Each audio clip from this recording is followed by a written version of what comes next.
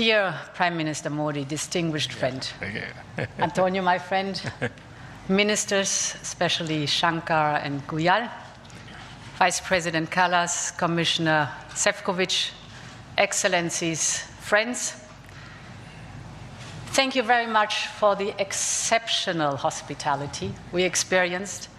It was such an honor for us to be your chief guests at the Republic Day yesterday. This is a memory I will carry for a lifetime, because the sense of communion was so powerful.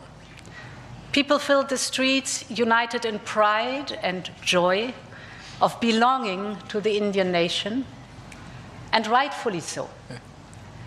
India has risen, and Europe is truly glad about it, because when India succeeds, the world is more stable, more prosperous, and more secure, and we all benefit.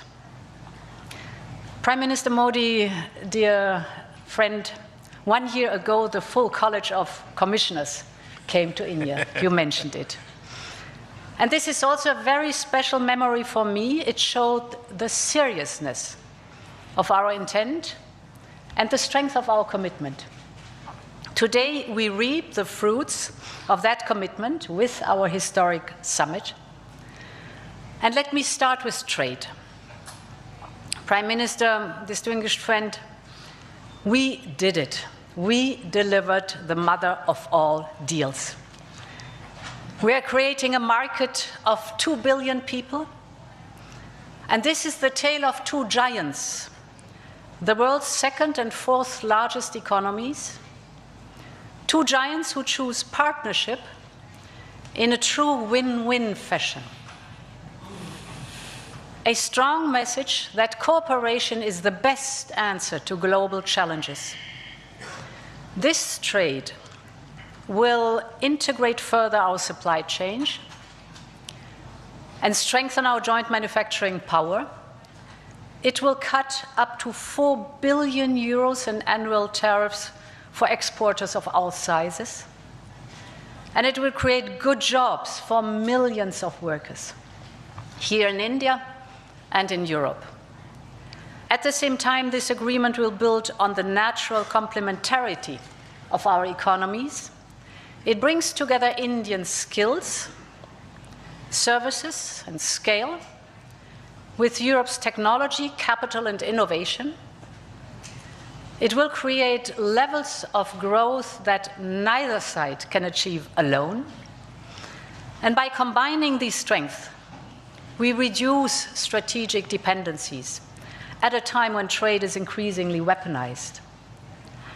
We will discuss this and more at our first EU-India Business Forum later today.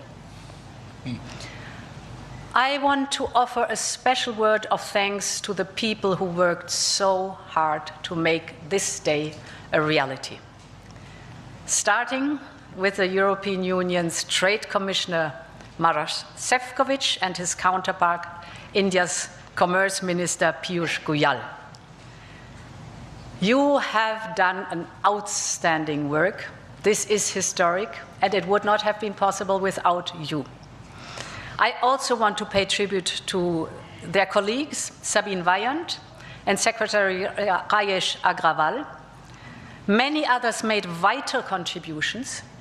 I congratulate you all. The hard work was worth it. Prime Minister, distinguished friend, we're not only making our economy stronger, we are also delivering security for our people in an increasingly insecure world. And today, the world's two largest economies and democracies launched their first ever security and defense partnership. This is a landmark departure and a trust-based platform for cooperation on the strategic issues that matter most. In doing so, we will help to build each other's resilience. Europe and India have a long history of cooperation in the defense industry. Now we will enhance this teamwork even further. We will deepen our cooperation on maritime security, for example, joint naval exercises to tackle piracy. And we will step up our work on countering cyber and hybrid threats, which are getting more sophisticated by the day. And our partnership includes a dedicated dialogue on space security, from situational awareness to secure connectivity, and stronger cooperation on counterterrorism. Finally, we are launching negotiations on a security of information agreement. Europe and India have chosen to be reliable partners to one another, and this is how we demonstrate the trust we share.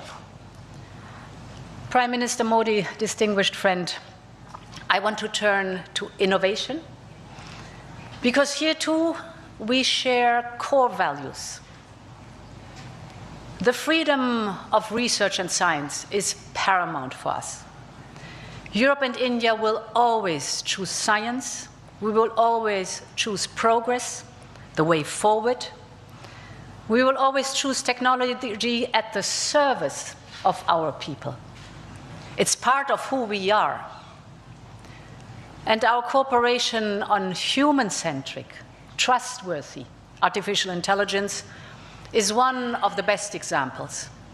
So today I'm glad to announce that we are working on India's association with Horizon Europe.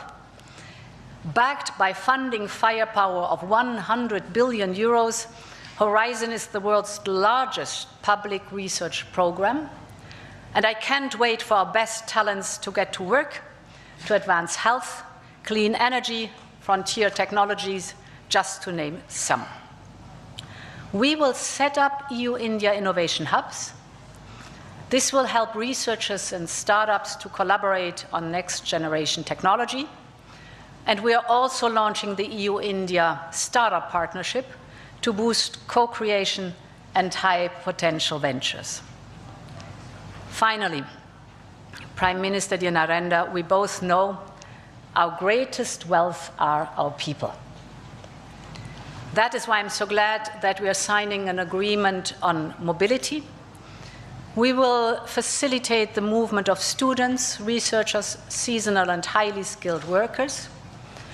And this is also why we are launching the first EU legal gateway office in India. It will be a one-stop hub to support Indian talent moving to Europe in full alignment with EU member states' needs and policies. This is good for our economies. This is good for the friendship between our people, and this openness benefits us all. As we conclude this 16th summit, let me reflect on another event of deep meaning. 2 weeks ago, India marked Makar Sankranti. It's the beginning of Uttarayan, the sun's northward journey. From darkness to light, from stillness to growth, from what was to what can be. And that is what makes our summit so unique and timely. The time is right for renewal, for fresh momentum, and for opening a new chapter in EU-India friendship. And this is exactly what we have achieved together today. Thank you very much. Ursula von der Leyen's speech at India's Republic Day was historic for several reasons. First, she didn't just thank India. She clearly said India has risen and that Europe is glad about it.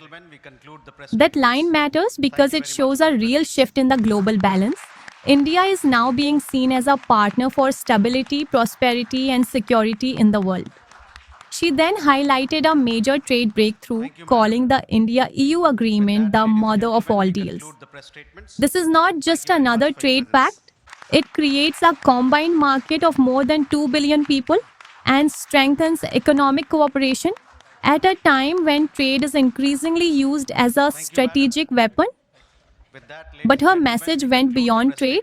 She spoke about deeper security cooperation between India and Europe, covering defense, maritime security, cyber threats, space, and counterterrorism.